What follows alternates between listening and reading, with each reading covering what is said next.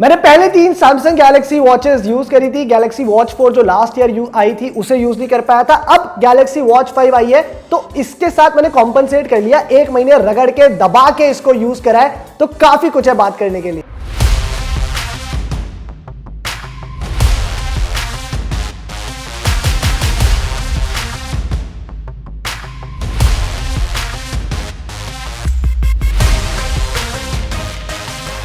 इसे मैं directly compare कर सकता हूं एप्पल वॉच एसी के साथ, बिकॉज यही दोनों प्रीमियम स्मार्ट वॉचेस है, थोड़ी सी अफोर्डेबल कैटेगरी के अंदर आती है। उसकी प्राइस भी 30,000 रुपए है, ये भी 28,000 रुपए पे स्टार्ट होती है, जो इसका नॉर्मल वाईफाई वेरिएंट है।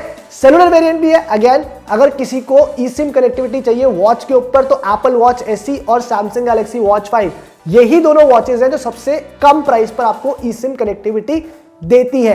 बट क्या ये वर्थ है खरीदना, वो मैं रिव्यू में ऑफ कोर्स बताऊंगा। Let's start with the design.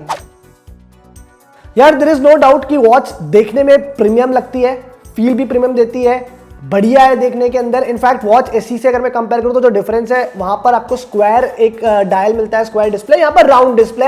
Again personal choice है, किसी को वो पसंद आता है, किसी को ये। ट्रेडिशनली मैं इस वाले डिजाइन का ज्यादा फैन रहा हूं and I like the overall build quality of this watch. अलग अलग कलर्स में अवेलेबल है, जो मेरे पास ये पर्पल कलर है मुझे काफी सही लगा था। इनफैक्ट इसका ऑफिशियल नाम शायद सिल्वर है, आज तो मेरी टी शर्ट के साथ मैच कर रहा था, पर्पल ही बोल के चल दूंगा, लेकिन बढ़िया लगता है ये वाला कलर। और 2 साइजेस के अंदर अवेलेबल है, 40mm 44mm। तो जो डायल है वो बहुत ज्यादा बड़ा नहीं है। वॉच 5 प्रो जो इमाम ने रिव्यू करी थी इससे पहले, उसमें जो डायल है वो बहुत बड़ा और मोटा था।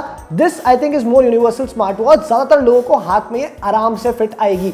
वाटरप्रूफ भी है तो उसकी भी टेंशन नहीं है। इनफैक्ट मैं तो इसे लेके नदी में चला गया था, वहां पर भी कोई डैमेज नहीं हुआ, किस तरह कोई दिक्कत नहीं आई। तो I think protection point of view से भी यू कैन बी अश्योर्ड कि जो वॉच है उसमें कोई दिक्कत नहीं आएगी।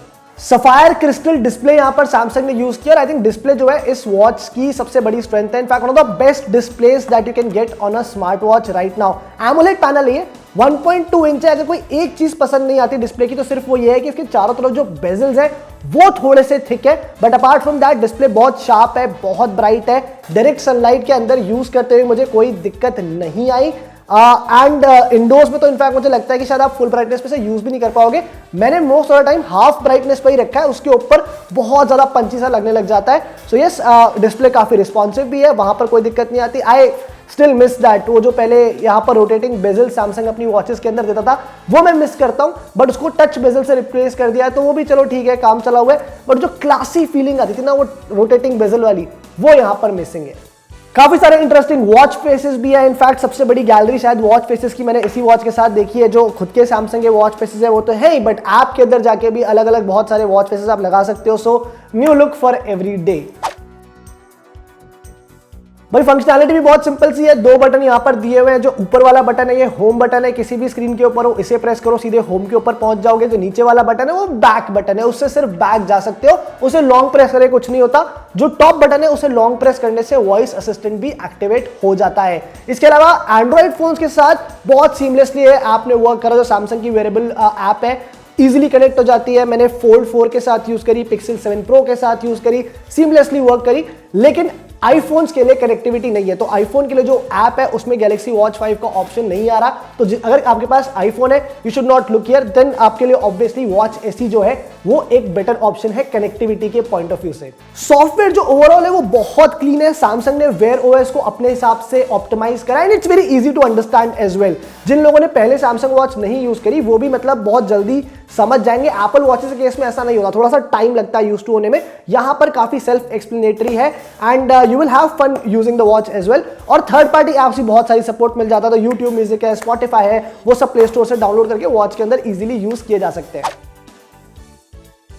बहुत सारे फीचर्स है ऐप के अंदर। मैंने ज्यादातर फीचर्स जो है अनबॉक्सिंग वीडियो के लिए अंदर एड्रेस कर लिए थे, तो मैं एक एक फीचर के बारे में बात नहीं करूंगा, एक्सपीरियंस के बारे में बात करूंगा। वो फीचर्स जो मैंने ज्यादा यूज करे या जिनके बारे में बात करना बनता है। सो फर्स्ट ऑफ ऑल जो सबसे यूजफुल फीचर तो मुझे लगता है जो ऑटो डिटेक्ट है वर्कआउट का, वो है कि आप जैसे ही कोई भी वर्कआउट कर रहे हो, इनफैक्ट सिंपलेस्ट ऑफ वर्कआउट्स, अगर मैं वॉक भी कर रहा हूं या मैंने साइकिलिंग करनी शुरू करी तो वॉच अपने आप डिटेक्ट करके जो भी एक्टिविटी है उसका डेटा रिकॉर्ड करना शुरू कर देती है। That is very accurate. किसी किसी एक्टिविटी के केस में मैंने नोटिस करा थोड़ा सा टाइम जरूर लगता है वॉच को डिटेक्ट करने में। फॉर एग्जांपल अगर मैंने वॉक करना शुरू करा तो 30-35 सेकंड की वॉक के बाद ही जो है एक्टिविटी रिकॉर्ड होनी शुरू होती है। आई थिंक वो इंप्रूव होने की गुंजाइश है, बिकॉज 2-3 जनरेशन पहले भी ये इशू आता था कि अगर आप जिम में भी हो, मैं अगर जिम में बेंच प्रेस कर रहा हूं तो मैंने जब 3-4 बेंच प्रेस कर लिए उसके बाद वॉच डेटा रिकॉर्ड करती तो मेरे 4 बेंच प्रेस का हिसाब कौन देगा? आसानी से थोड़ी लगता है, मुश्किल से लगता है ना। तो अब आई थिंक वो वाली चीज को फिक्स कर लेना चाहिए।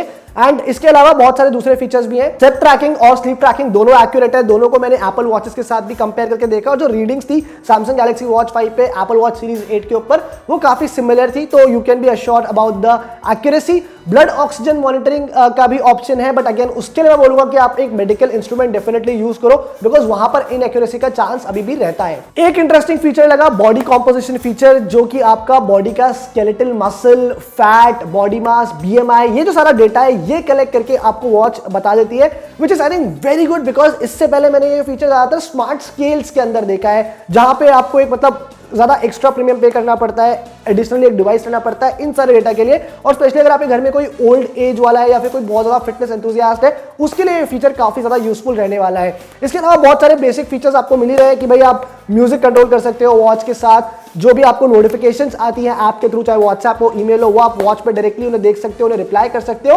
और अगर आपके पास सेलुलर वेरिएंट है वॉच का तो डेफिनेटली आप जो है कॉल्स वगैरह भी वॉच से डायरेक्टली अटेंड कर सकते हो। माइक्रोफोन उतना लाउड नहीं है, स्पीकर उतना लाउड नहीं है, बट यस एटलीस्ट कोई इमरजेंसी सिचुएशन में अगर कोई कॉल आ गया जो आपके पास फोन नहीं है तो at least you can directly reply from your watch. Samsung का बोलना है कि लास्ट जनरेशन के कंपैरिजन में बैटरी साइज उसने वॉच का बढ़ा दिया है, लेकिन जो बैटरी बैकअप है मुझे उसमें कोई ज्यादा फर्क नहीं दिखा। अभी भी मैक्सिमम 1.5 घंटा ये वॉच चलती है, जिसका मतलब है कि मुझे हर ऑल्टरनेट डे तो भैया चार्ज करनी ही पड़ रही है। ऑल्टरनेट भैया कई बार तो यार डेली ही चार्ज करनी पड़ती है, बिकॉज आपको पता है अगर आप घर से निकल गए तो दिन में वो बंद हो ही जाएगी वापस आने से पहले। और चार्जिंग भी थोड़ी स्लो है, अब 5 वॉट की जगह अब 10 वॉट चार्जिंग सपोर्ट करती है वॉच, बट करीब 2 घंटे लग जाते हैं चार्ज होने में। तो आई थिंक ये एक एरिया है जो इस वॉच में डेफिनेटली गोइंग फॉरवर्ड फिक्स करने की गुंजाइश है।